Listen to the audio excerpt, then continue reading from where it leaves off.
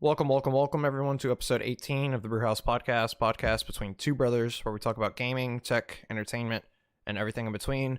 This week, we have a very special episode. This is going to be our Avengers Endgame recap and review. So, I saw this movie Thursday night at 6:30. Jonathan, what time did y'all go? We saw it at 9:30. 9:30, okay.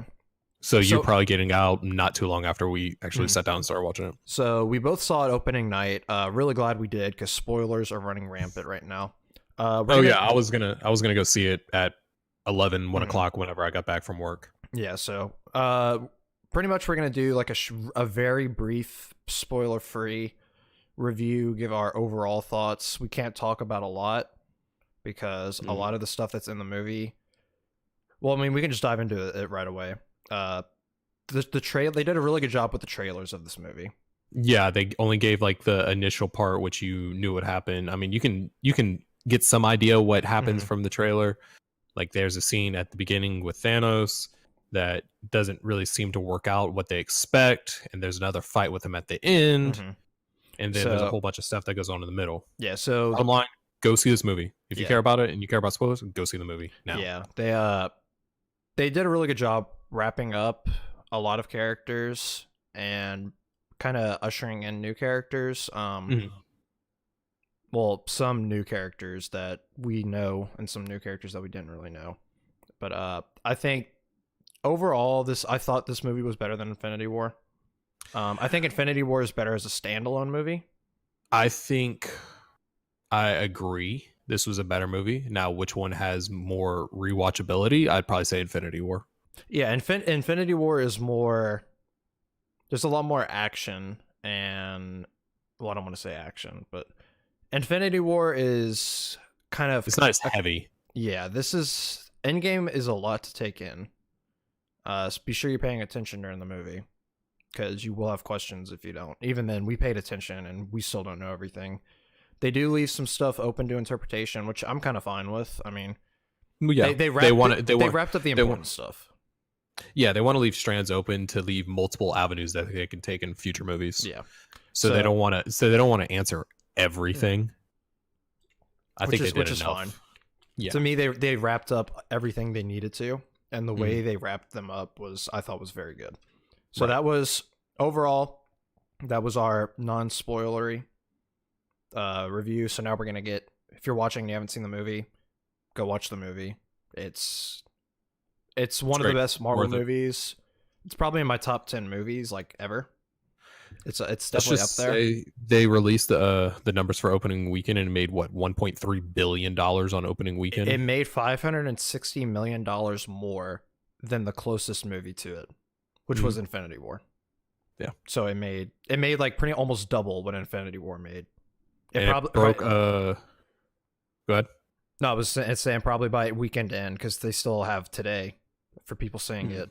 It will be double. And it broke Thursday night viewings, which was Force Awakens was the last one. Yeah, it beat about like 3 million or something. Yeah, which is crazy considering. But I thought it would have been more. Yeah, I guess Force Awakens did really well though. I mean, well, that's just Thursday night. No, I'm saying, but overall, Force Awakens did good. So. Oh yeah, easily. I mean, that was a good movie. But it's just the hype for that, I guess, was there's more of a nostalgia for Star Wars at this point than there is for the Avengers. All right, so getting into the meat of the movie, the first 30 minutes of this movie did not go the way either one of us expected it to. No. Well, besides what they showed in the trailers, did you think it was going to be Captain Marvel that ended up picking him up? I mean, we had talked about that past that it was going to be either her or Rocket. I think technically it was both of them. So the end scene from Captain Marvel, obviously it didn't happen in Endgame. That must have happened. It happened off screen pretty much. Yeah, it happened before this movie took place. So like right after Captain Marvel. I'm thinking Rocket somehow tracked down the Benatar and figured out where it was and then sent Captain Marvel there. That has to be the only logical explanation because it's not like, oh, I'm just flying around and I found him. And like she seemed to know like that was the ship that they would be on. And like that's who they were, because otherwise like Captain Marvel's never seen Iron Man. She wouldn't know like who he is, so she saw him and recognized him. So to me, it was kind of both of them. Right. I think they did a really good job with Iron Man. You know, the dude's been in space a while with no food. He looked really frail. He looked skinny. Robert Downey Jr. did a really good job. Yeah. So they get back and Cap's like Tony's still pissed at Captain America. And I kind of, you know, I don't agree with both of them, but it kind of makes sense. Like Iron Man's, I told you this was going to happen. I saw this happening kind of thing. Which, You weren't there, and it's like, you didn't call me, though. Yeah.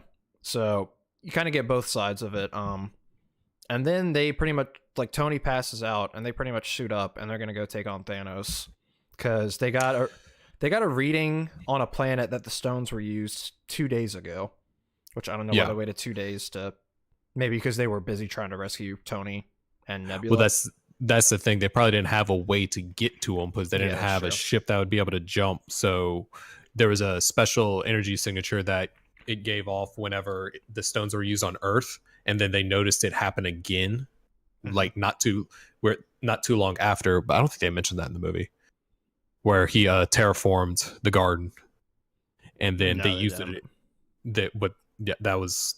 He used it 7 days or something after the first snap. I don't know the exact number. No, but it was 20 something. It was 20 days after because Iron Man was in space for 22 days. I think is what they said.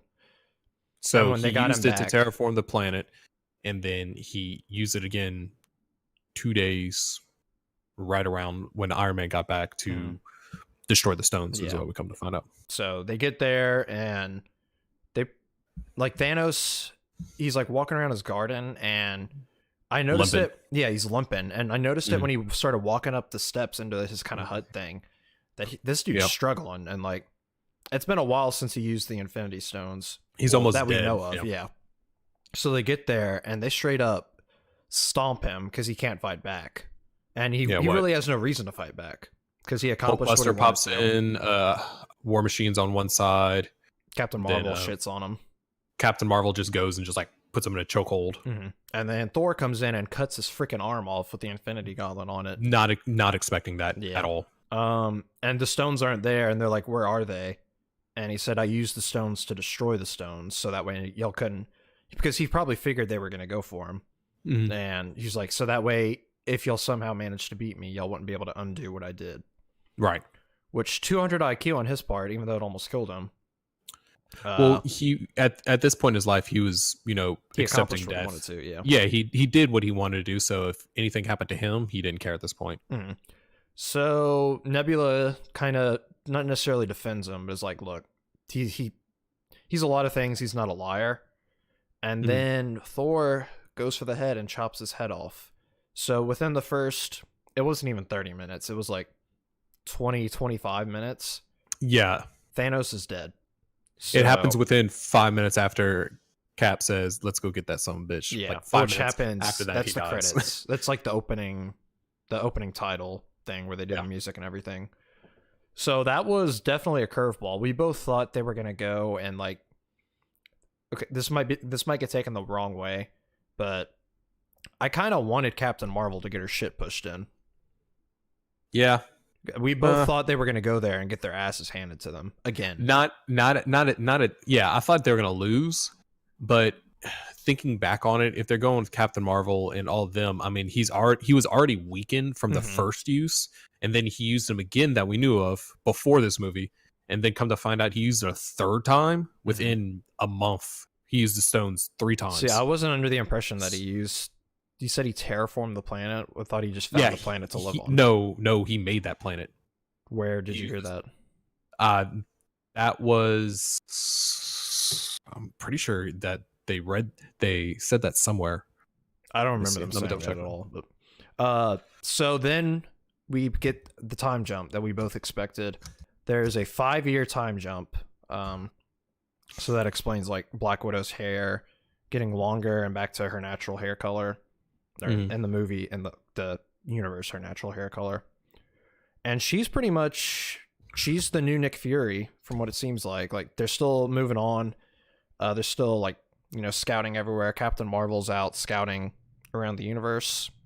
Steve's doing his support group thing where they actually show Anthony Russo and I forget the guy's name, but it's the guy that made Thanos, like that designed him in the comics. I forget his name. Right.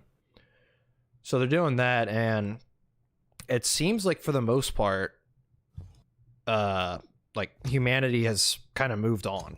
Like, you know, they still have electricity. Trying to. Yeah, they have electricity. They have internet. You know, there's still some areas you see when Scott Lang gets out, when he's saved by Master Splinter. You know, people are still kind of moving on, trying to move on, but there's still like parts of towns that are just completely run down, with like vehicles off on the side, kind of like what a post-apocalyptic thing would look like. We kind of talked about this. I kind of had a problem with how long they spent on Ant-Man just wandering around aimlessly, trying to figure out what's going on. But I mean, it is what it is. We both had an issue with the actor, or the actress that played Cassie Lang, his daughter.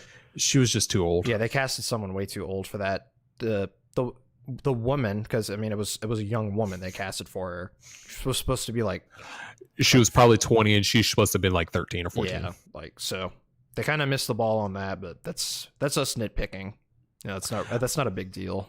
But I agree with you. I mean, they could have cut, if they would have cut Ant-Man's part down where he goes sees Cassie and then he goes straight to the Avengers mansion. Maybe like him walking through the street, you know, looking at all the signs and stuff like that, all the banners, asking the kid, and then he goes see Cassie. That's probably enough, and they should spend that other 5 minutes just on Professor Hulk. Yeah. But at what point did he do that? Did Banner? Yeah, because would they do like, you know, a 1 year time jump to explain Professor Hulk, and then a 4 year time jump to pick up where Ant-Man is? Yeah, so I get that. Yeah, because he said after a while he just, you know, kind of figured out, why am I trying to keep him away? So I'm thinking he did that within a year or so, because those kids ran up to him and they're completely fine with him. Yeah, so you know you had known it was a long period of time that he had been okay in the public eye and everything like that. So I think that's the reason why they didn't show that much about Professor Hulk, which kind of sucks, but whatever. Yeah, if you're a Hulk fan, you will. I mean, Hulk has a big role in this movie. Don't get me wrong, but he almost seems like a little bit of an idiot in this movie too. Yeah. Yeah, you can definitely tell there's still some Hulk left in him. So Scott Lang goes to the Avengers facility and is like, you know, I was stuck in the quantum realm. Gets saved by a rat. Yeah, gets saved by Master Splinter. From his La Cucaracha van. And goes to the Avengers facility and he's like, look, we can do something with this. So they're going to go see the smartest person on the planet, Iron Man. And you see Iron Man has, he's settled down. He has a daughter, which I completely forgot. He had a dream in Infinity War they were going to have a kid, and they were going to name her Morgan after Pepper's father or grandfather or something. And the kid's name is Morgan. She's like 5 in the movie. Adorable. So he's kid. pretty much just accepted everything, because after he gets back, he doesn't go with them to the garden to fight Thanos. Not that they need him, and not that he's in any shape to do it. Oh yeah, I mean, he was passed out and they had given him a sedative. So, and you can tell, once we'll talk about it later, but like even at the end of the movie, you can tell he's not his usual self. Like he still hasn't fully recovered, because I mean, he gets his butt handed to him pretty easily. Yeah. So he's pretty much like, yeah, I'm not gonna go with y'all because I'm turning my mic up a little bit. I'm not gonna go with y'all because, y'all haven't moved on, but I have. I have a family now. I can't jeopardize them. And as you come to find out in the movie, because the time travel in this movie is not, I guess, the quote unquote mainstream time travel rules. Dragon Ball Z time. Yeah, it's Dragon Ball Z. So pretty much what that means is you can't just go back and kill Thanos in another timeline and it'll get rid of him in ours. All the timelines are split. What you do in the past does not affect your present. It just makes a variation and makes its own strand and deviates, and that has a different timeline. So all these timelines are separate. Yes, is what we're all these are completely different. They go say, you know, time travel, and you know, Scott explains to him, you know, like, I have an idea how to do it, but we need somebody that that understands it more, and you're the person that would be able to do that. And so he's thinking, Tony, that if he does this, he might lose what he has now. So he's not really for it. So he ends up, shooing them away, saying they could stay. And I was wondering, because at this point we hadn't seen Pepper yet, so I was wondering if she was even going to be in the movie or if something had happened to her. You saw her in you saw her in a trailer. Oh, you saw her right at the beginning whenever he went hug her. But well, that was 5 years ago. So I was wondering if did something happen, like 5 years from now. Yeah, but then you end up seeing her, and you see her. So then they're like, all right, well, who's the next smartest person? So they go to Professor Hulk, and they go through. Long story short, they go through the whole testing it out. It does work, and Iron Man kind of has an epiphany where he's like, all right, well, if everybody he's gonna else, go tinker with it. Yeah, he's gonna go tinker with it, and he figures out how to do it. That's when he creates 2 tries. Yeah, he had. Well, let's be fair. He had probably already been working on it and thinking about it. So he creates the little armband things. Yeah, he in Hulk's sequence, he's not quantum physics. He doesn't understand. Yeah, so that's out of his area. Yeah, so the whole scene with Ant-Man jumping in, and it's pretty much his time is changing. So they have him jump out as old, jump down as a kid, jump down as a baby. Yeah, that was pretty funny. And then at the end, he jumps out, and Hulk's like, "Look, it worked! Time travel." It was really funny. So pretty much Iron Man goes back. Him and Captain America kind of settle up, but you can still tell there's some tension there. I think at that point they realize, we're good because we're gonna be working together. We got to get past that if we're gonna try to do what we can to save everybody else. Yeah, he gives them the shield back. So that at that point, I'm like, nope, everything's good. They're all good with each other. Yeah, exactly. And then he's like, kind of keep that under wraps. I didn't bring anything. I didn't bring much else for the team, which was funny. So they're gonna break up into 3 teams and go back to different points in time. Well, they're trying to figure out where all the stones are. So they have everybody. The one they know the least about is the ether. Well, they went go get Thor first. Oh, that's what he said. Before we get to the stones, where's everybody else? So they're trying to assemble all the remaining Avengers where everyone's at. Go get Professor Hulk and Rocket gets Thor, which is at New Asgard, which is near the cliffs where his dad died. Yeah. And there you see Korg and what's his name? Meek playing Fortnite. And I had a feeling something was going to be up with Thor. They needed to nerf him for this movie, pretty much. And I think this was their way of doing it. Yeah, they did it to a good extent. Yeah. So pretty much Thor is like depressed and can't deal with like his failings.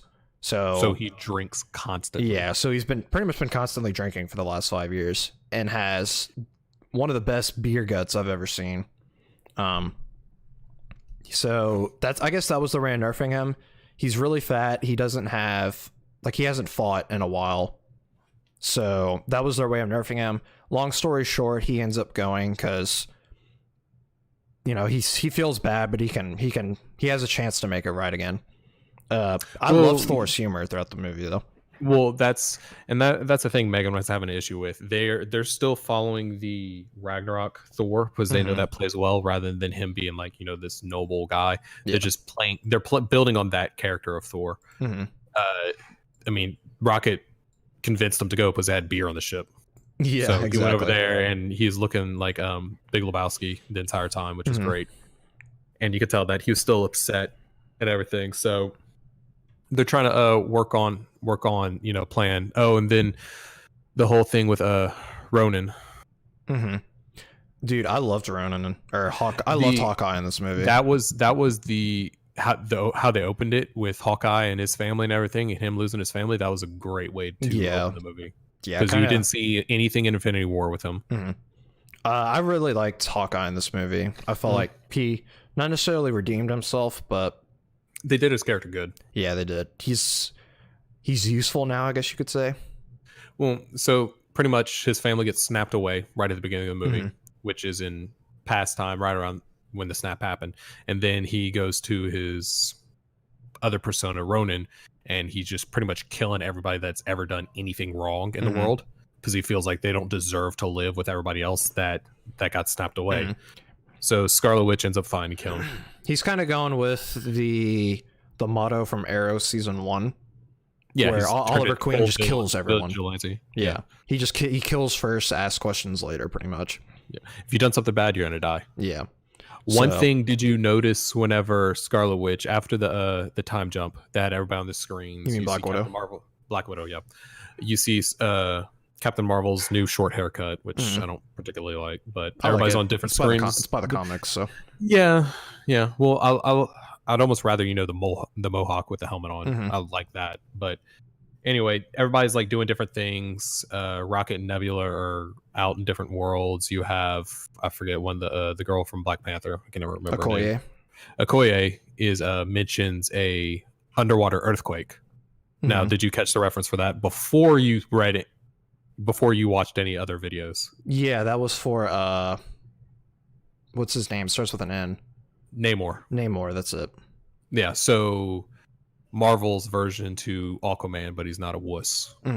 Yeah. And I think that, I don't know who, because he starts off bad. Namor starts off bad. So I mean, if Okoye mentioned it, wouldn't that be Black Panther too? That could be. That would be a good one. Because I mean, I think, yeah, that makes sense because the Atlantean army is very technologically advanced, like the Wakanda army. Yeah. So that'd be a good fight. So they split up the teams. They figured out that there's 3 Infinity Stones in one location, which actually, you know, it makes sense. People didn't necessarily like this, but it makes sense. Wait, so Bleecker Street, he's in New York? Yeah. and then Black Widow's like, wait, so if we go back at the right time, there's 3 stones in New York. So you had the Mind Stone and Loki's staff. This is during the events of Avengers 1. The Mind Stone and Loki's staff, the Tesseract, which held the Space Stone, or Tesseract is the Space Stone, however you want to look at it. And then the Sanctum that the Sorcerer Supreme stays at is in New York too. So the Time Stone is there. Really glad that they had Tilda Swinton in there. I knew she was coming back. I didn't know if it was just gonna be a flashback, but I saw that she was coming back, which is a good thing. Then they have the Ether, which is by itself. The Ether's on Asgard, so Thor and Rocket are going to get that, and that takes place during Thor 2, whenever Jane is there with it in her. Yeah, and I had a problem with this. How they were able to extract it so easily, but the Asgardians, with how advanced they were, couldn't figure out how to extract it. And Rocket's just like, oh, well, here's that. Like, I can just extract it with that. I like Thor's like, I don't know whoever called it a stone, but it's, you know, it's like a goopy mess more than anything. Yeah, so we need to figure out something like that. Yeah, we need to amend that or something, which was really funny. Then they have the Power Stone and the Soul Stone to get. So that means what they end up with doing that one is they send a group, 2 groups within one. They shrunk the ship, Guardian ship. And then they went through and popped it out. I guess they landed on the planet. They landed on the planet, which the Morgard or whatever, the one from Guardians, Morgath from Guardians 1, where the Power Stone's being held. And with that one, you have Nebula and War Machine staying there for that, and then the Soul Stone, which is the entire time like, who are they going to do that for that? I'm not sure why Nebula didn't say anything about how they had to do to get that one. What they had to do to get that one? What, the Power Stone? No, the Soul Stone. Oh no, yeah, I don't know why they didn't mention. Why? She knew that Gamora got sacrificed, so Thanos I don't know why she didn't mention that. Maybe because she knew there was a chance they might not have gone. But that's not Nebula's personality. She would have told him whatever and felt no remorse about saying it. Yeah, that's okay. I never even really thought of that. But once they showed, okay, someone's gonna have to go to the Soul Stone, and everybody that went, I was like, oh, I mean, it's Scarlet Witch, right off the bat. As soon as I knew there was them 2 going there, that's Scarlet Witch, Black Widow. Keep thinking Scarlett Johansson, Black Widow. As soon as it was her and Hawkeye going to get the Soul Stone, I was like, Black Widow's dead. Yeah, because they're doing a Hawkeye series, aren't they? Or a Ronin series. But it's the whole thing, how it started with Hawkeye losing his family and him going pretty much vigilante style, Arrow style. And it's about him getting his family back, and they're not going to kill him off before he gets to see his family. Before they get that reunion of him seeing his family, him seeing his daughter again, they're not going to kill him off. So they have like a kind of a fight over who's going to sacrifice themselves, and Black Widow ends up sacrificing herself, so Hawkeye gets the Soul Stone. Ends up going back. Yeah. Now all these different, so they leave all at the same time. They all get up on this platform that they all built, and they all leave at the same time in the present day. And how it works is they go do all their tasks, no matter how long it takes for them to do. But whenever they come back, they're all programmed to come back at the same time. Mm-hmm. So when we're done explaining each time heist mission, as they called it, they would all return at the same time, no matter how long they spent in the past doing their things. So we'll do the New York one next, because let's knock out the other ones, because I think the New York one's the biggest and the most interesting. Well, but the one with Nebula and War Machine leads into what's happening next. Yeah. Okay. So the ether. The ether. Thor has a come to Jesus moment with his mom, and which I think was great. I think that was Frigga good. was like, she was raised with witches, so she, it's also Asgard, so time travel isn't necessarily new to them, so she knows that's not her Thor. But yeah, she recognized instantly that wasn't him. Yeah. I mean, well, and that the fact that she probably saw him 5 minutes ago without dreads and not fat. Yeah. So Thor kind of has a come to Jesus meeting with his mom, summons Mjolnir, and is like, "Oh, I'm still worthy." I think that was the best part. And then, dude, so they get the ether pretty much. And as soon as he brought Mjolnir back with him, I had a feeling of what was going to happen later. You had seen it. The spoilers. Yeah. But I had a feeling. I had a feeling one of two things was going to happen, and they both did. Which one? We'll get there when we get there. Okay. Well, I'm wondering what the second one was. So the Rocket, I guess, just went go poke Natalie Portman in the butt or something and extracted the ether and then ran away. So and I was because the entire time, seeing the spoilers, seeing what happened at the end, he gets Mjolnir back. I was wondering, how are they going to do it? And then he goes, wait, hold on 1 second. He puts out his hand out. I was like, that makes perfect sense. Yeah. He's back there. They have to go back to return the ether anyway. Mm-hmm. So, which is another thing we'll explain later. So getting into the New York one, which was, like you said, the biggest one. Professor Hulk convinces the Sorcerer Supreme to hand over the Time Stone, because she pretty much can kind of see into the future. And he says she knows Stephen Strange is going to be the greatest sorcerer ever. So if he gave up the Time Stone to Thanos in order willingly, then why should she not give the Time Stone to Bruce Banner or Professor Hulk willingly? Is kind of the justification there, which I liked. That made sense. And she explained, she did go into more detail, saying like, so if you take the Time Stone from here, it creates an alternate path, and then that's when. Oh, that's true. That's how they really explain the time travel. And then that's what Professor Hulk says. Yeah, we're going to use it, but then we're going to come back to the same point and put them back, which would make nothing ever happen. So pretty much at the end of the movie, someone's going to go there and be like, "Here, we're done." Like as soon as Professor Hulk jumps off, ideally, the other person would go back and be like, "Oh, here you go, we're done." Yeah, everything worked out good. Yeah, and the whole idea of this is they're returning the stones immediately after they're taken out. Yeah, they're going to snap, bring everybody back, make sure everything's good, and then immediately go back and return the stones to where they got them from. So, like you said, Professor Hulk hopped off, and then, well, if you've watched this far, you've seen the movie. As soon as Professor Hulk leaves, Iron Man Captain America appears to return the Time Stone. Because they have to return it at the exact moment that they were taken. That's what we're assuming happened off screen at the end of the movie. Yeah, some stuff happens off screen, but if you're paying attention, you can kind of figure out what happens. I like all the scenes that they pulled from the first Avengers movie, like them standing outside and you seeing the backside of them talking to Loki and everything like that, and you see everyone's like going get a drink after, and Loki gets the mouthpiece put on his mouth. And then you actually see Alexander Pierce coming to try and take the Tesseract. Well, then you see the team with Crossbones, and then the other guy. Then you get the Hail Hydra moment from Captain America. So it was a throwback to the comics where Captain America is like actually a Hydra member.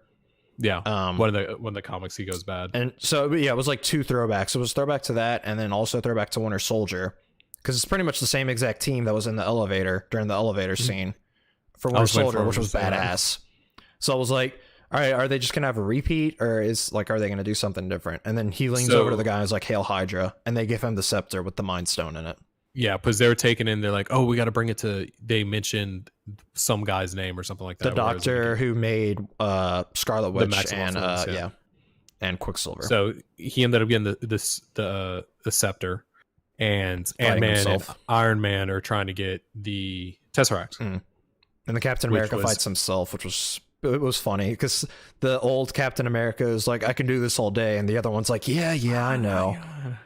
And how he got him to release him for the chokehold. He goes, Bucky's alive. Mhm. And then just like uses the scepter to like knock him out pretty much. Yeah. I thought that was really good. So explanation for how they're gonna have a Loki show.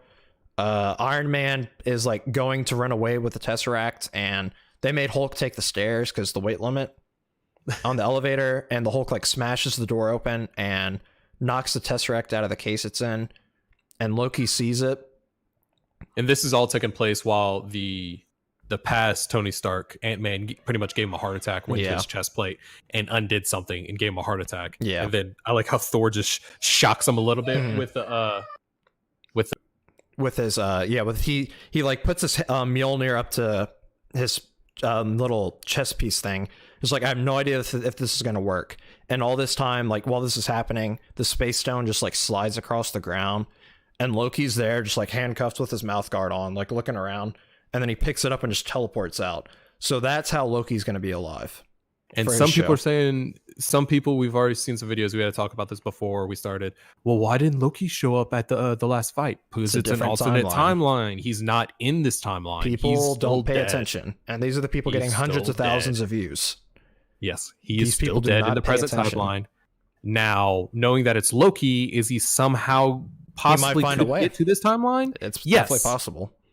Yes. So at that point, there's a completely different timeline. That who knows what happens in that one, but So pretty much they are in a dilemma because the space stone is gone and from that timeline, and they only they only had enough for one trip. they only had enough Pym particles to get there and back. So they're like, okay, well, Iron Man's like, okay, well, there's Pym particles and the Tesseract in one location, but I don't know if this is the exact date. So if they go there and it's not, like, and they don't have what they need there, they're pretty much screwed. Exact date and place. Yeah. One thing is, at some point, Scott Lang is going to need to know how to make Pym particles. Mhm. Just saying. Yeah. Another thing with the Pym particles that they didn't really explain later in the movie, something that Nebula did, well, quote unquote Nebula. We'll get there. Mhm. It has to do with Pym particles, but they go back. And this is when you kind of had the idea that they were wrapping up. I mean, you knew they were wrapping up Captain America and Iron Man, but this kind of led to how they were going to do it. So they go back and Iron Man gets the Tesseract. Captain America's going to get the Pym particles, and he has run him with his dad. Yep. And this was a really good scene. I'm pretty sure in this moment, Tony is older than Howard is. Yeah. Oh yeah. Mm. Yeah. Because this is like, it was 1970, I think. And Tony's mom is like just pregnant with him. And so that was a really good exchange. They had the same actor who did Howard From Iron Man too. Yeah. So Tony like got to see his dad and have like a good, like it was a good scenes. exchange. Yeah. And then Captain America is like hiding away from somebody who noticed that they didn't belong. He ducks in a door, and of course it's Peggy Carter's office. yeah, of course. And so then he creepily stares at her through a window, and all she has to do is put her eyes to the right. which and this is see him another just thing that staring didn't at make sense. Captain America happened in the 40s because World War II. How does she look exactly the same in the 70s? Yep. I guess people just don't age in the MCU or something. her. I guess. That was again, that's nitpicky. That's not a huge deal, but it's Well, unless a little we're saying inconsistent. like unless we're saying she's in her She's probably in her 20s during Captain America. early 20s, so she's 40s, maybe. So it's still mid-40s. possible, but Hey, maybe she's just one of those people that have good genes. maybe, yeah. They don't age. Hey, maybe that might be me, dude. I'm 25 Yeah. and I look like I'm, I don't know, 17 or whatever. So he pretty much sees her, and that's when you kind of get the idea that how they're gonna wrap up their stories. So long story short, they get back. Now we have to get to the Power Stone with Nebula and War Machine. I'm sorry, that part where it's just like Peter singing to himself. Oh, they do. That was so awesome. Without the music. So they show like, they pretty much do like half of the intro from Guardians of the Galaxy 1, where Star-Lord's going to get the Power Stone. He's dancing around with the rats. And like halfway through it, they show it from Nebula and Rhodey's perspective, and he's just like singing like kind of out of tune, like with his headphones on, because he thinks he's the only one there. And then they just knock him out and take the Power Stone. Meanwhile, my God, I was saying I like the reference when they walk into the door and he's like, "Wait, this is the part where you open the doors and you walk in and the spears come out with skulls on like them." Raiders of the Lost Ark kind of thing going on." And Nebula's just like that doesn't happen. So now, what you were about to say is I did not see this coming at all. I didn't realize this is how it would happen, but it kind of makes sense. So there's 2 Nebulas in this timeline now, because this is happening during the events of Guardians of the Galaxy 1. So the old Nebula is still super loyal to Thanos, because Thanos exists in this timeline. And pretty much at this point, she's more machine than whatever race she was. Because she wasn't human, but... They mentioned like they're since they're both like half or more than half machines, their memory is stored on the same server. Yeah, so it's like it's a database. Yeah, they pretty much link to each other. So old Nebula can see the memories and what happened to future Nebula, and Thanos pretty much sees that, okay, there's 2 Nebulas here. You know, with all the shit Thanos has seen, probably time travel involved somehow.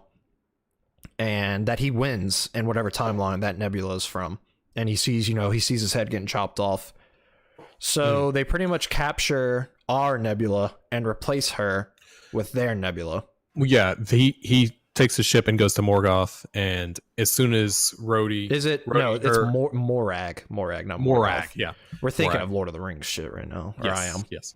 Morag, whenever they get there, Rhodey and her have the Power Stone and they're about to leave. So they go to sync up and hit their watch at the same time. Rhodey ends up doing it, but then she stuns and she falls down, and then Thanos' ship comes up and beams her up. So we have all our original crew comes out minus Nebula, because they did the old bait and switch. Except Black Widow. The evil past Nebula took her place. That's what I just said. Oh, I thought you said everybody but the Nebula. I said but our Nebula. Oh, okay, I didn't hear our. Yeah. So she takes her little. She had a little headpiece that was new, so she put that on, and they pretty much fashion a new Infinity Gauntlet out of Stark nanotech, which I kind of had a problem again with this. Thanos had to go to like this one area in the universe where these dwarves, but they're really giants, could make a gauntlet in order to hold the power of the stones. Well, I guess with the nanotech, they're playing into the thing that they can adapt and react to whatever type of material. So after the gauntlet ends up getting used, as we're getting to, but you can tell that it gets warped and it's locked in that size. It doesn't shrink. Yeah. It doesn't change. It can also kind of be like, Thanos' Infinity Gauntlet was more effective, so it might have just held the power back more. Because, long story short, they try and decide who's going to do it. Thor thinks he should, and he's not in the right state of mind. Yeah, so pretty much Professor Hulk is at this current point, he's physically the strongest one there. So he puts the gauntlet on, and it almost kills him before he can even snap. So they had to. This was also a way to nerf Hulk going forward. Yeah.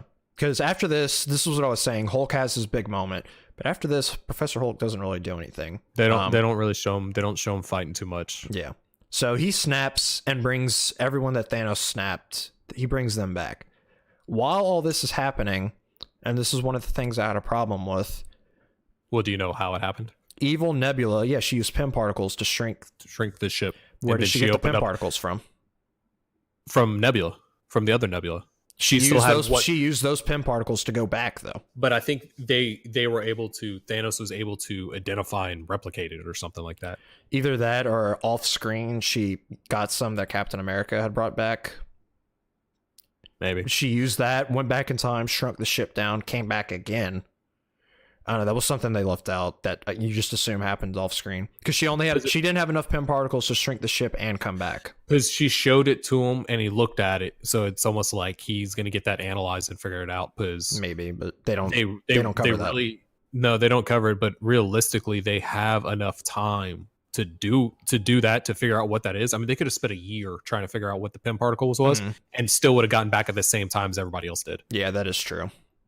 They could have taken as much time and then gone back to that same point in time, and they would have been there. So yeah, like you said, as soon as they snapped, she was plugging in the thing, it shot up, and the ship shot through the roof into the atmosphere. Yeah, so it's full size now, and this is when shit goes down. I thought people were gonna die here.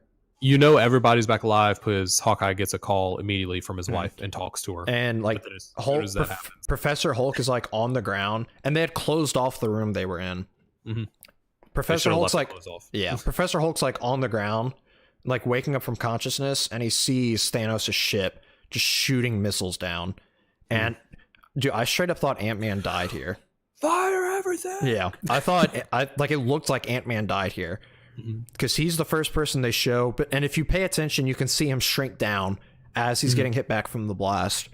And dude, this, like, I straight up thought somebody died because when I say they flatten the Avengers base, oh yeah, there's nothing left. Flatten it. They pretty much make a crater. Yeah, they do, as you see later in the movie, because the lake's overflowing and somebody stops the lake from flowing in. That's a hint because everybody got resurrected, so that should give you a hint as to who it is. But I really liked what they did with Rhodey in this scene. His armor is like kind of destroyed. Oh yeah, no, his armor's pointless. So he ejects himself to go save Rocket. And that was cool because like probably the machine that he was in is also like the machine that was helping his legs. Probably also he doesn't have his just like standalone prosthetic legs like he does normally. So I thought that was pretty cool. He'd take that off and he'll get in the machine, and the war machine that will actually be his prosthetic leg. So Hulk's like holding all the rubble, and eventually Ant-Man's like on his way to save them. At this point, Ronan or Hawkeye has the gauntlet with him, and there's in the sewer scene. Yeah, and there's a bunch of Outriders. There's a bunch of Outriders going. Which is something to note here. Thanos has both some Chitauri forces and his Outriders. And all 4 of his generals were alive at that point. Yep. So, at this point, the big 3, I guess you could say, Thor, Captain America, and Iron Man, start fighting Thanos. And this was one of the things I was hoping they were going to do. Have Thor dual-wield Mjolnir and Stormbreaker. Oh, yeah. Which was badass. Oh yeah, that was great. And this is what I was saying earlier, how Tony doesn't really put up that much of a fight. Oh no, he gets taken out of the fight early. He goes out with like the Halo sword and like goes to hit him as they're all fighting together. And then he gets knocked back, and then he gets supercharged by Mjolnir and Stormbreaker and does that, but that doesn't even do hardly any damage to him. Yeah, Thanos just reflects it with his boomerang sword thing, which was badass. I think Mjolnir hits Iron Man. Yeah, Thor like throws Mjolnir and hits it with the hammer and Thanos is like debates him and holds Iron Man up, and Iron Man just gets knocked out. And then there's a good throwback to Captain America kind of gets knocked out too. Not knocked out, but like knocked out of the fight. So it's Thor and Thanos. And this Thanos, I don't know if it's because he's younger. That's what I was thinking.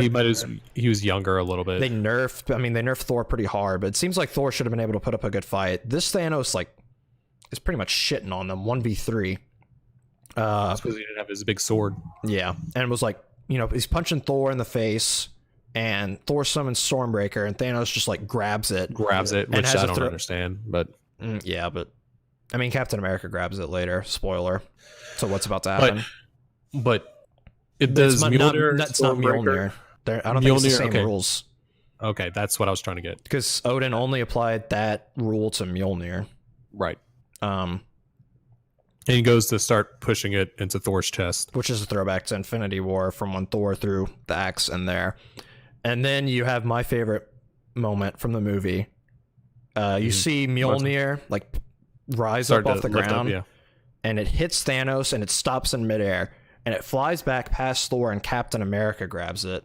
And then you see Thor with like the biggest smile on his face. It's just like, I knew it. So they hinted to this in Age of Ultron when he kind of like caused it to nudge a little bit when they were all like drunk. Yeah, when they were all drunk, like trying to pick up the hammer. And not only can he wield the hammer, but he can like summon down lightning. And it's just the combination of him with his hammer and then with his shield, and just like throwing him back and forth, hitting the shield with the hammer, throwing the hammer. And like overall, Captain America is like probably the best hand-to-hand fighter out of the group. Still, like Thor's a good fighter, but he relies a lot on like his like lightning and all that. Captain America is still probably like, he has the most, not the most combat experience, but Captain America is a really good fighter.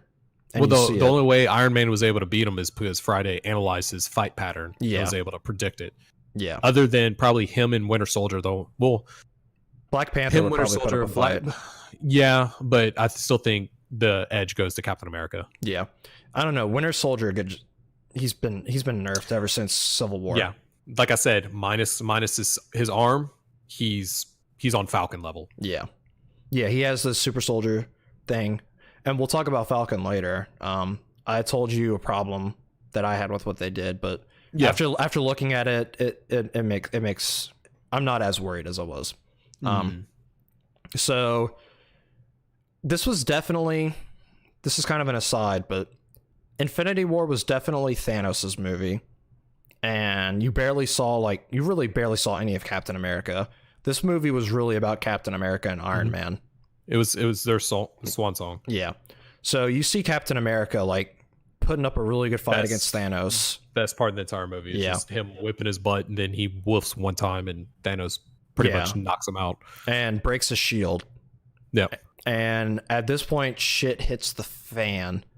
Because Thanos calls in all his soldiers. It's just Captain America just he's pretty much giving props to Captain America too. He's like, in all my time that I've been slaughtering and destroying planets, he says, I've never had a person, and he like kind of stops himself. I think he said, I've never had a person put up this much of a fight, or something like that. So pretty much kind of like he did to Iron Man in Infinity War, like, you have my respect, Stark. Yeah, pretty much saying that. So he summons down all his army.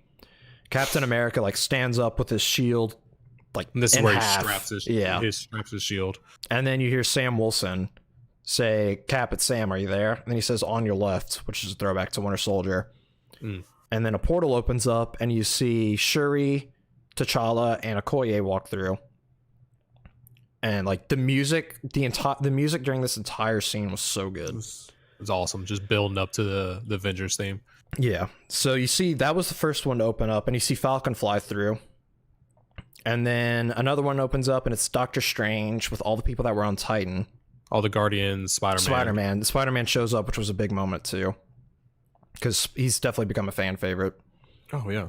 And then you see like Winter Soldier, Scarlet Witch with all the Asgardians. You see the Wasp. You see Valkyrie. You pretty much everyone. Any Marvel character ever that is still alive was there. Yeah, and it was insane. Then Pepper shows up in her armor. And then we finally hear Avengers Assemble. Oh, and you got Ant-Man go to Giant Man, which holds out Hawkeye, War Machine, and his different armor. Which armor was that? That's the Iron Patriot. That's something they didn't show. That's when he came out from underground, he was still in his black and silver armor. He wasn't in the red, white, and blue one. I don't think so. I just watched it. Let me go back again. Keep talking. I'm gonna look real quick. Okay, I'm pretty sure he was still in his old armor, which didn't really make sense, but if that is the case. And then they pretty much charge at each other. There's a lot of stuff going on. Pretty much they're trying to get, Scott Lang says he still has a time travel thing in his van that they can use to bring the stones back, so that way current Thanos can't use them Now, long story short, he destroys that. And they had a moment during this fight scene that this might come off the wrong way. I don't have a problem with this. It just doesn't make sense in terms of what's happening. They have a moment where Captain Marvel finally shows up. It's armor, because whenever he first lets go, his armor. What armor? It's the red, white, and blue, or the red, blue, and black one. There's not much white in it. You can't. Whenever it's up close, the lighting doesn't really show it. But I just watched it in slow mo when he lets it out, and he shows mainly Hawkeye jumping out. And if you look at Rhodey at that point, you get this bright blue shine over it. Okay. Yeah, I guess when we go see it again, we'll pay attention. But or we'll watch it in 4K. Yeah. Well, Rhodey doesn't come out of the portal. He comes out from Ant-Man. No, that's what I'm saying. Because in Giant Man's hand, he has Hawkeye, Rocket, and War Machine. And when he opens it up, Hawkeye jumps out, and at that point, Rhodey starts flying, and that's when you just see blue. Yeah. On it. Whenever it gets close up with Rocket cocking his gun, you can't really tell the lighting on the armor you can't tell at that point. But then when you see it later, there's a lot of red in it. Yes, it's red. There's a lot of red. Like, so I don't get how they can look completely different. What do you mean? I'm saying it's whenever he comes out, it's the same armor that you see him in later at the end of the movie. He doesn't change armor again. Okay, agree to disagree. It doesn't look the same to me. I just watched it. At the end, it is red. It is straight up red. When it still has blue. Okay. Anyway, so you see the moment felt kind of forced, where it was all the females getting together. I don't have a problem with it by any means. It's just in terms of what's going on, they're in a pretty big area, and it seems kind of convenient that all the females are right there. All the females are there. I mean, it was a badass moment. Don't get me wrong, but another thing we didn't talk about: Scarlet Witch almost kills Thanos, straight up. She's about to, and Thanos is rain fire. She is ridiculously strong. Yeah, she's up there with strongest people now, or is one of the strongest people. She's the second strongest female to Captain Marvel. Yeah. And so Ebony Maw's are you sure? We'll hit our own troops. And he's just do it. And they just shoot down more rockets. And eventually they stop because Captain Marvel shows up and destroys their ship. Very easily. I didn't think it was her at first. What if it would have been Adam Warlock or something? Yeah, it wouldn't have made Silver sense, Surfer or someone like that. I mean, because Adam Warlock will more than likely be the bad guy in the next Guardians movie, right? Yeah. Which is why at the end of the movie, Thor goes with them, because they'll need somebody on Adam Warlock's level to fight against him. Mm-hmm. That's kind of maybe where it's going. Yeah, well, and the Guardians of the as Guardians of the Galaxy. As Guardians of the Galaxy. Yeah. So that, I mean, like I said, I by no means have a problem with that moment in terms of what they were trying to do. They had to give Spider-Man his spotlight. Yeah, no, I'm talking about all the females together. Yeah, I understand why they did it, but realistically, it's exactly like you said. There's guys everywhere. Yeah, I don't have a problem with female empowerment or whatever by any means. There is gonna. Well, I mean, there is an all-female Avengers team. Avengers, yes, which is led by She-Hulk. Yeah, which is what I'm saying. I don't have a problem with it. It happens in the comics. Even if it didn't happen in the comics, I wouldn't have a problem with it. I think that's what they're hinting on, that may be something they do in the future, which is fine because they have enough women right now that are strong enough and prominent that aren't aged out. Oh yeah, 2 of the strongest Avengers are female. Mm-hmm.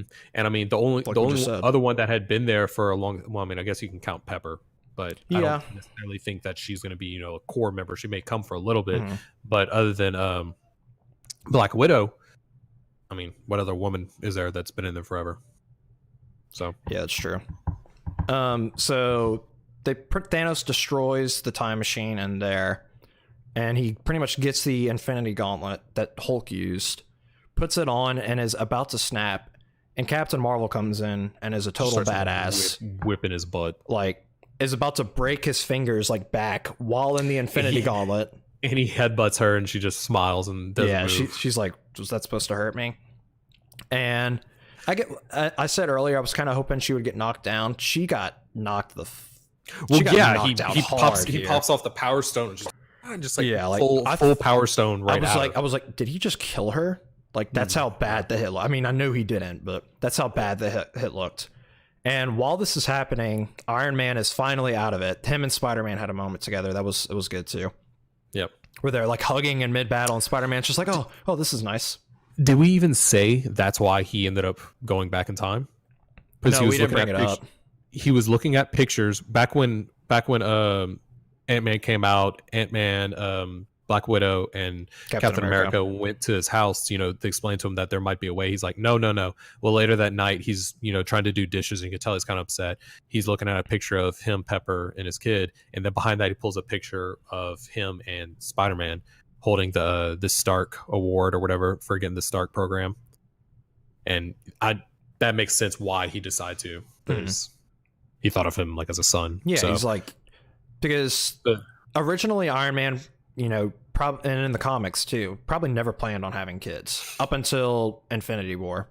So no. Spider-Man was kind of his foster son, adopted son, care of him. Yeah, kind of thing. He was kind of a father figure. Yeah. So they had a nice moment during the fight, which was good. Which just reaffirmed what is about to happen. Yeah. So while this is happening, Doctor Strange and Iron Man earlier in the fight had a thing where, tell me this is the one where we win. And Doctor Strange is, if I tell you what happens, it won't happen. So at this point, Thanos has like the gauntlet. He's about after punching Captain Marvel.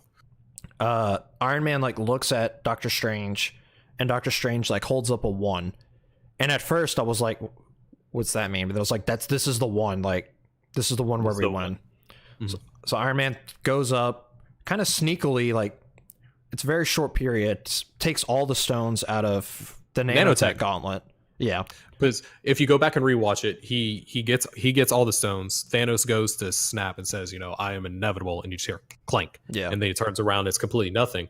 But then Iron Man's over on his knees and going like this, and you can see the gems go up and get into place. Yeah. So you figure it's nanotech that just reached over his nanotech, reached over and grabbed it.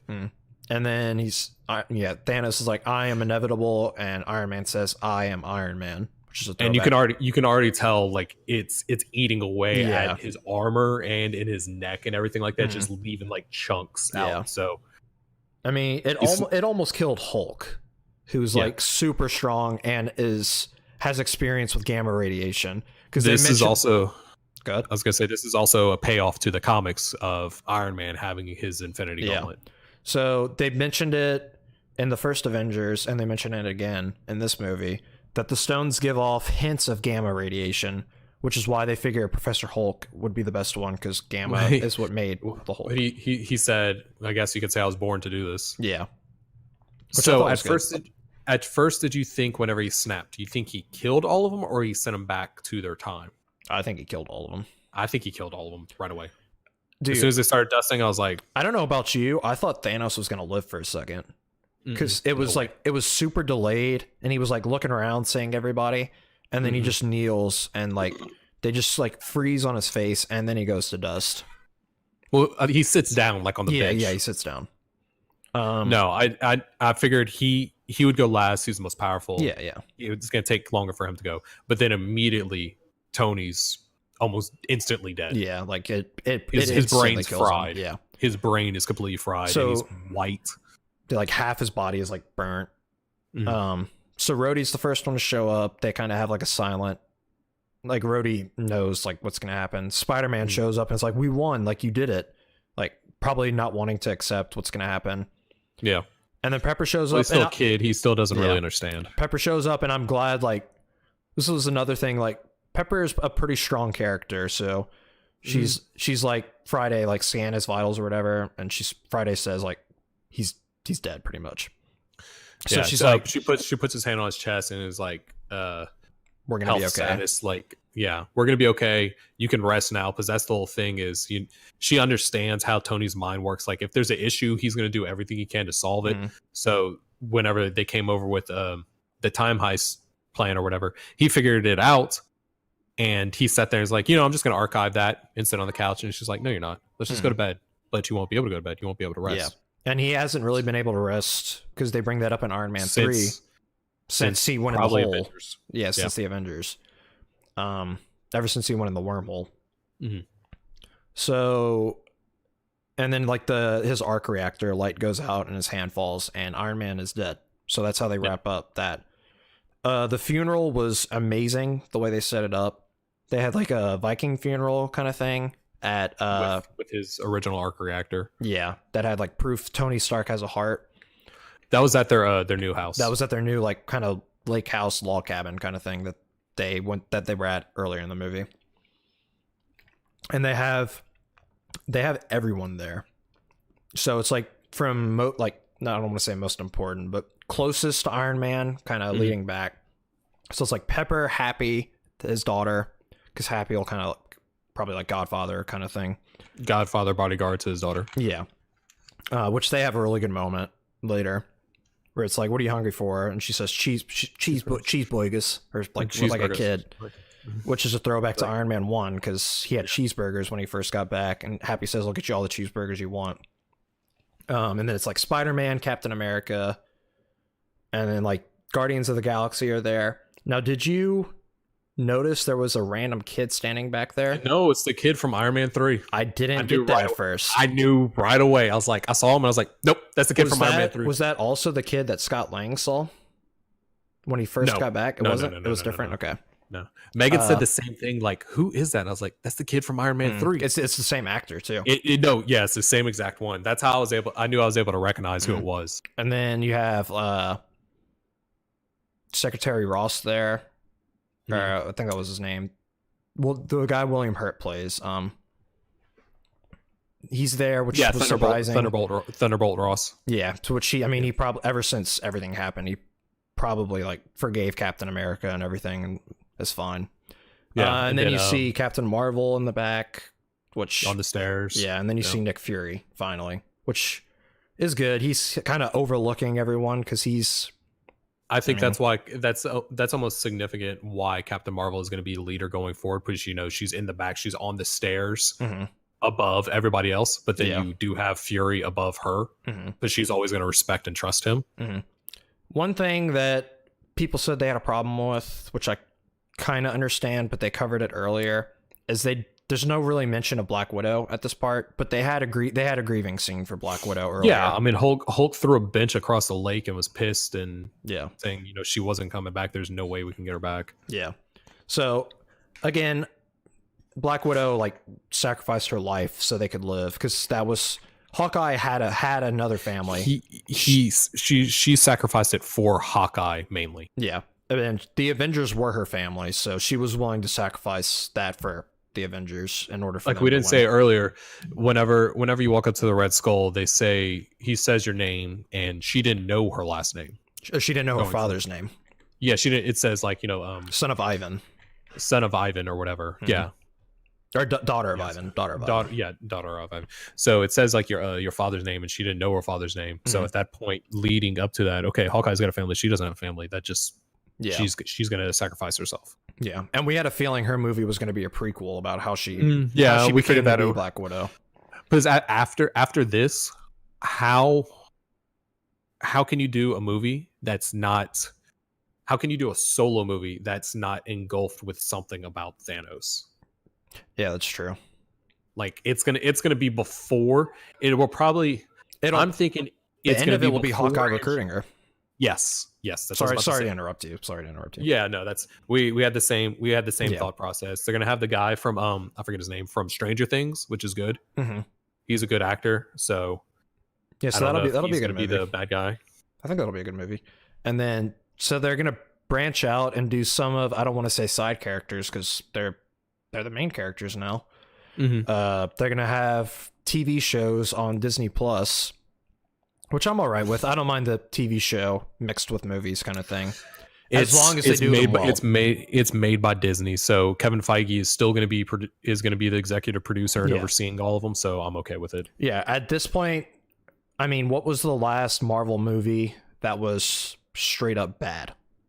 Thor 2, Iron Man 3, Thor 2. Those were the last one. Iron Man 3 was okay. It's underrated. It's not bad. It's just different. They've gotten to the point where they're not going to put out something bad. Even then, Thor 2 was bad to us. It was still an okay overall movie. The only bad movie they put out was Incredible Hulk, which wasn't even them. Yeah. So that was Universal Studios. after they have the Viking funeral for Tony, they have to return the Infinity Stones. Well, first they do flashes to all different areas, which pays the tribute people like to going back home. Pays tribute to Star Wars, the Return of the special Jedi. the special editions where they Yeah. show all the different. So you got Black Panther back in his place. You got Ant-Man and the Wasp and his Cassie, which she ends up becoming a superhero Mm. later on. Who else do they show? I forget who else they show. They show like a bunch of people like going back to like their homes pretty much. Oh, they show Spider-Man and meeting up with Ned in school. So that'll probably be the opening for the next Spider-Man movie. So Spider-Man takes place 5 minutes after this. So that's probably the opening scene. Yeah. But we also have to assume that everybody that's on the trip got dusted. So Ned got dusted. Because they wouldn't be the same age. They would be older and they would be out of high school. Yeah. So the new MJ, Ned, everybody that's on the trip got dusted. So they're pretty much picking up. So that's how they're going to say they're all the same age. Because when Spider-Man first sees Iron Man, he's like, yeah, I passed, like I started turning to dust and then I passed out and I woke up and Doctor Strange said it was 5 years later. So that kind of gives you the idea that they don't really know how long they were out for. Yeah. It might have been kind of like with the time travel thing. It might have only felt like 5 seconds for them, but it was 5 years. Right. You know, so there's a bunch of ways they can make that make sense, which they'll probably cover a lot of that. Because I think Kevin Feige said technically the end of Phase 3 is Spider-Man Far From Home. Yes. It's not the end, they're going to wrap probably the questions that we have now up with Spider-Man. Phase 3, but as far as the Infinity Saga, I think Endgame is the end of the Infinity Saga. So there's going to be no Infinity Gems or anything like that in Spider-Man. There's also a scene with Scarlet Witch and Hawkeye, because Quicksilver sacrificed himself to save Hawkeye in Age of Ultron, and he was Scarlet Witch's brother. In this movie, Black Widow sacrifices herself to save everyone. She was kind of Hawkeye's sister. So now they kind of replaced each other. Now Scarlet Witch and Hawkeye are kind of like the brother and sister kind of figures going forward, which you kind of got in Civil War when Hawkeye was the one. I'd almost say like father daughter. Well, yeah, that too, but they have a special relationship. Yes, easily. Because if you notice in Civil War, Hawkeye was the one that went to get Scarlet Witch because he would probably be the one to convince her to leave, which she did. I can see her popping. Now, Scarlet Witch has her own spinoff, or is she in someone else's? She has her own. I think she has a show. Okay, because I think she could pop into his. Easily. Yeah, she definitely could. Now, I'm wondering if they're gonna. I'm assuming they're, how Flash and Arrow, how they have like the super, like the super episodes or whatever, the Arrowverse every episode. I think they're gonna get to the same point with this, where they're gonna have like big crossover fight for. I hope so. Here's this old Hydra boss that popped up that we had to end up taking down. Yeah. So they do that, and now you have the issue of returning the stones, which to their original timelines. So Captain America's gonna do it. Which I'm surprised that he's going by himself to do all of them. Well, yeah, but like you said, it's kind of however long he needs there, and then when he comes back, he had to go because he had to bring Mjolnir back. Yeah. Now Thor could have gone, but Thor had already handed off. Before we finish this part, Thor hands off the Asgard title, king or queen, to Valkyrie. Yeah, so Valkyrie is now queen of the Asgards, and he jumps on the Guardian ship and is going with them to find Gamora. To find Gamora. Some people were saying potentially if Loki does find his way back into this timeline, he might be the villain of Guardians 3. But I think Loki's for the most... Well, that's a different Loki, so he wouldn't be good. He'd still be bad. It's not, because the script for this, the only person that besides the Russo brothers and I think Anthony Russo and his daughters saw the movie before everybody else. But Robert Downey Jr. was the only one that knew what happened to them. He was the only one that was given a full script. So the fact that the script for Guardians 3 was written 6 months ago, or at least the first draft, Mm. I don't think Loki's going to be in it. Yeah, Just for that it's reason. gonna be Adam Warlock, which I think is why they're having Thor go with the Guardians of the Galaxy. Well, they need Adam Warlock to be able to expand into the Eternals franchise and just try to build up the Celestials and the whole space about this, because as far as this one was considering, it was mainly on Earth with a couple other planets. Now the movies going forward are going to be Earth, a lot of other planets, and like throughout the entire universe. Yeah, space travel is going to be very common going forward now, and the bigger Marvel movies. One of the next bosses they can have is Galactus, and he eats planets. Yeah, so. like Dormammu, what you saw in Doctor Strange, like that scale of enemies. Like Dormammu and Galactus are on. Is Dormammu stronger than Galactus? I think they're technically the same level.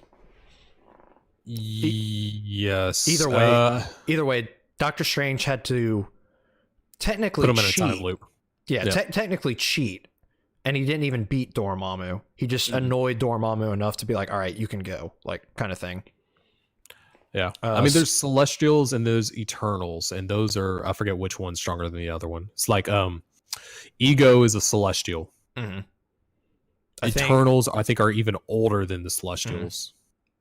I think Galactus is an Eternal and Dormammu is a Celestial. If you want to look it up real quick. Yeah, look it up while you So they have Captain America going back with the Six Stones and Mjolnir. And they have a throwback to First Avenger here with Bucky and Captain America. And he's like, don't do anything stupid. It's like, how can I? You're taking all the stupid with you, except the roles are reversed. And so he goes on the time machine alone. That's how Mjolnir gets back to that timeline. He leaves it there with the ether. We kind of had a question, what does he do with the Soul Stone? Because we think once somebody takes the Soul Stone, Red Skull leaves. Like, he doesn't have a purpose to be there anymore, but he might still be there. Who knows? That's just something that they left open, which, like I said, we don't really have a problem with that. They wrapped up what they needed to. And so Hulk, like, gives a countdown of when Cap should be coming back, but he doesn't. And Bucky kind of walks off and sees old man Steve Rogers sitting on a bench. And this kind of surprised me, because in the cinematic universe, it definitely seems like Bucky and Steve were a lot closer than Sam and Steve. But they walk up, Falcon, Sam Wilson, and Bucky walk up to like talk to him, and they both pause.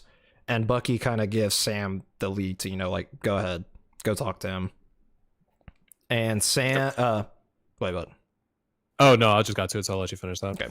So it's old man Steve, and he pretty much stayed in the timeline with Peggy, where they had gotten the Tesseract from. And we were kind of looking too far into it. We pretty much just agreed there was 2 Captain Americas during that time period, because he was frozen in the ice for a while. And the point where Peggy died, he pretty much came forward and out at the moment that he had gone out. Yeah, once she died, I mean, he had his watch set to return at a certain point, and he just, instead of returning in the main thing, he returned on the bench. Yeah, I mean, that's all it was. Mm-hmm. So he's like super old at this point. He's like over 100 years old. Yeah, Galactus is a Celestial, and that's the Eternals are like below that. They're actually a superpowered human, like different subspecies or something like that. So but no, Celestials. Yeah, Thanos is an Eternal. Celestials are the strongest. So Dormammu, Galactus. No, Dormammu's not a Celestial, but he's a little bit below a Celestial. Okay, that makes sense. Yeah. So yeah, and he pretty much old man Captain America is gonna make Sam Wilson the next Captain America. We had talked about this. I mean, based on the comics, it could have been Sam either Wilson one of them, or Bucky could have been it. I think Sam Wilson is probably the better choice right now, just because Bucky doesn't. Bucky's head still isn't all straight. We're not sure on that. We haven't seen much of him. And he has more of a set role too. Like, he has the whole thing where he can go back to Wakanda and help there, be the White Wolf there, which is like the lead of the Wakandan like special police force. Yeah.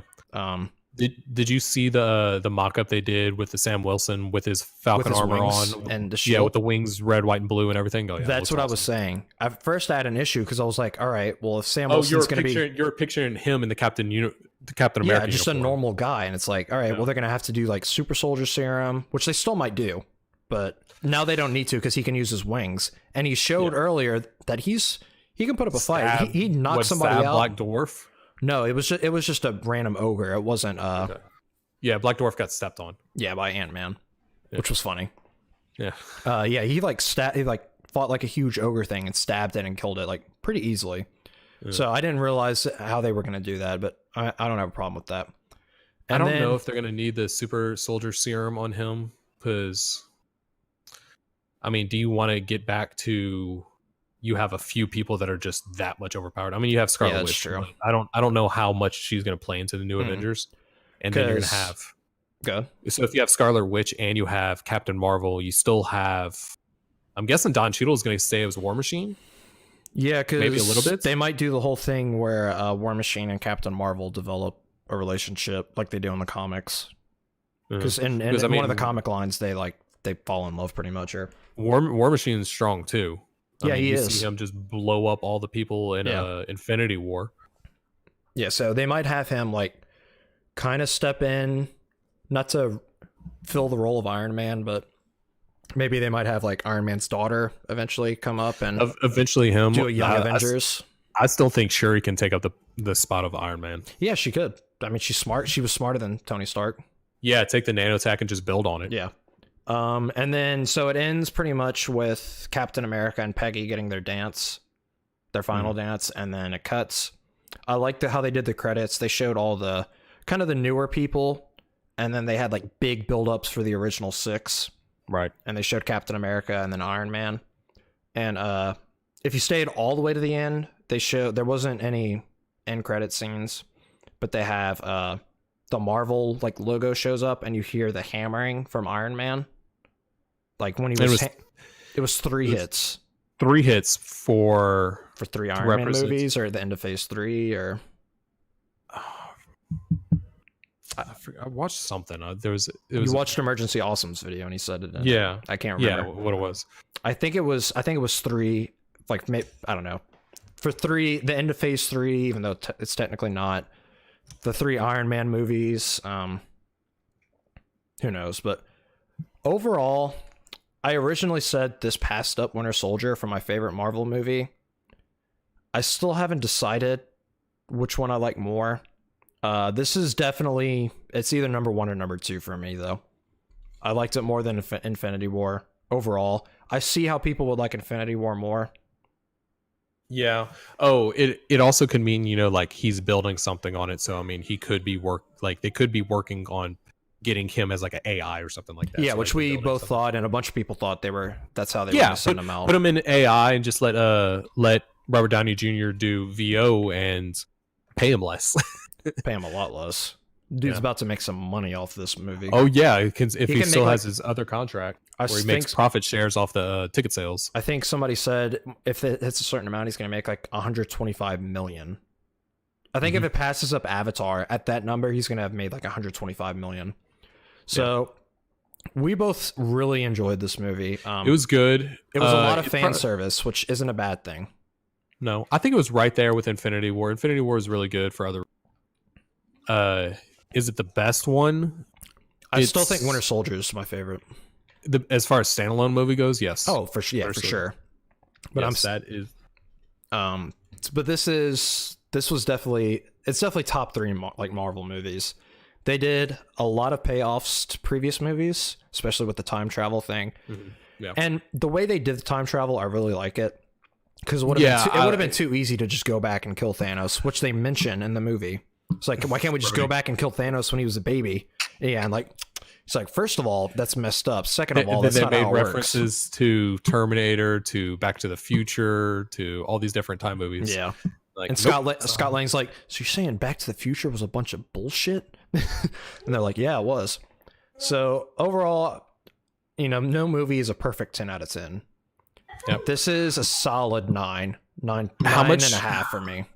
How much are you going to? Do you think they're going to bring the whole time travel theory back? Are they going to do that anywhere else? The only way they would is if Loki would come back. I think time travel's too messy. I think they did as good of a job as they could in this movie explaining it. I don't think they're going to need to going forward. No, because they'll have like you said, they're doing Celestials next. But say Captain Marvel would have been there in Wakanda. Do you think he would have gotten the Soul Stone? No. Or if she would have been on Titan? Yeah, if Captain Marvel was there at any point during Infinity War, Thanos loses. Yeah, because they could have had her on Titan, and then Thor and Wakanda to kind of balance out each side. If she was there at the beginning of the movie with Iron Man, I mean, she would have blasted Black Dwarf and what's his name? Ebony Maw. Ebony Maw. So, well, it's not Black Dwarf in the movie, because in the comics he has 5 generals, and they combine 2 of them into Cull Obsidian. Yeah, but it's Black Dwarf pretty much. Yeah. I don't think they're going to do the time travel. I don't think so either. Now, so we don't know anything until after Spider-Man.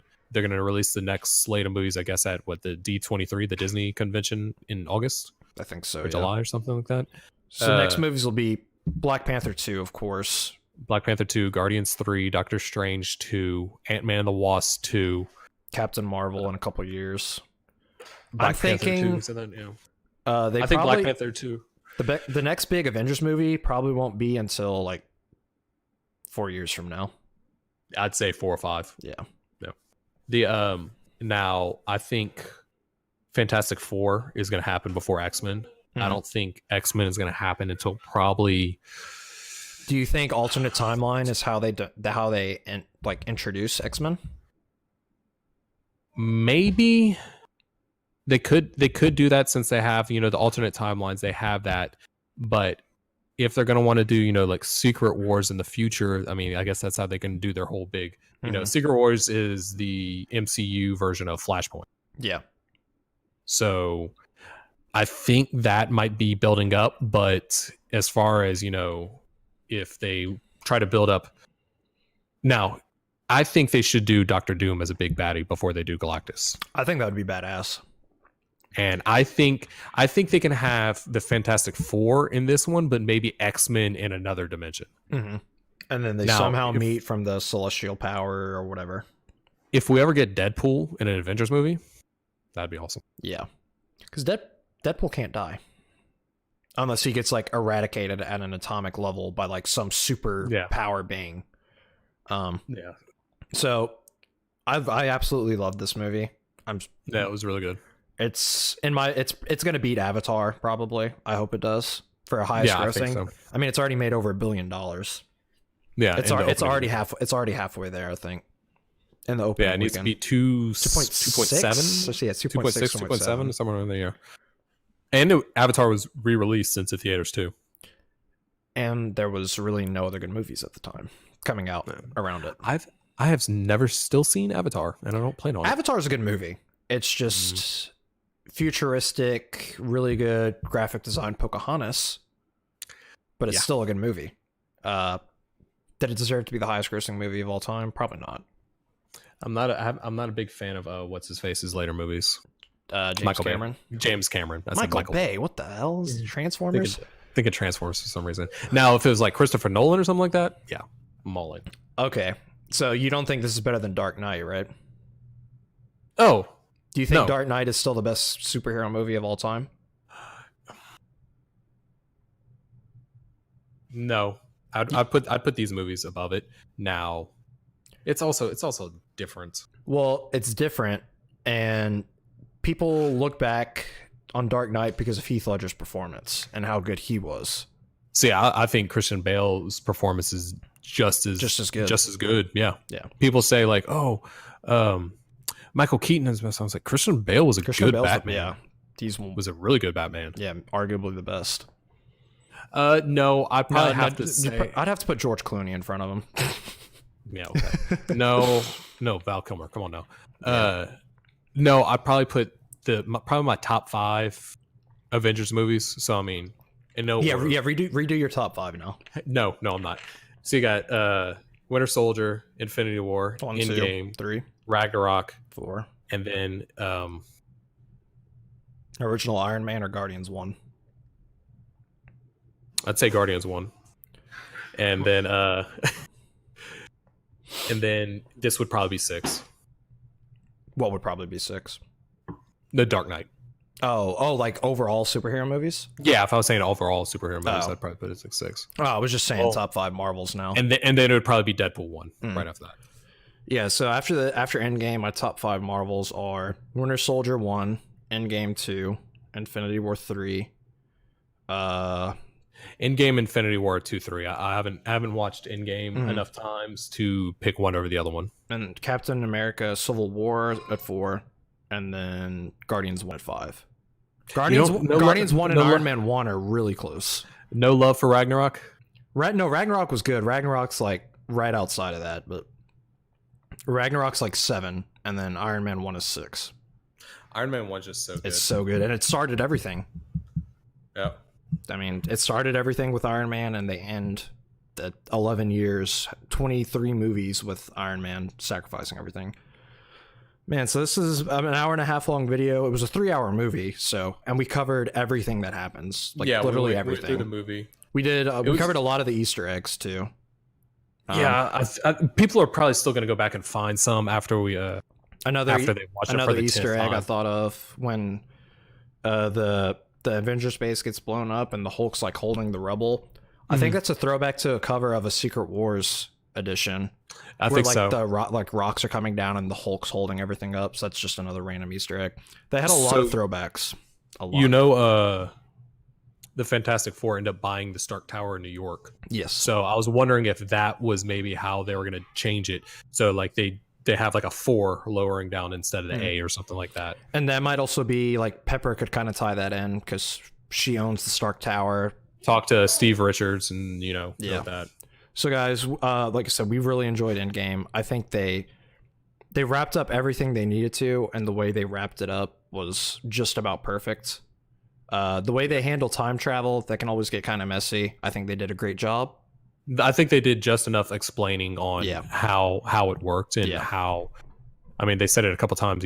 What you do in the past can't change what your present future is.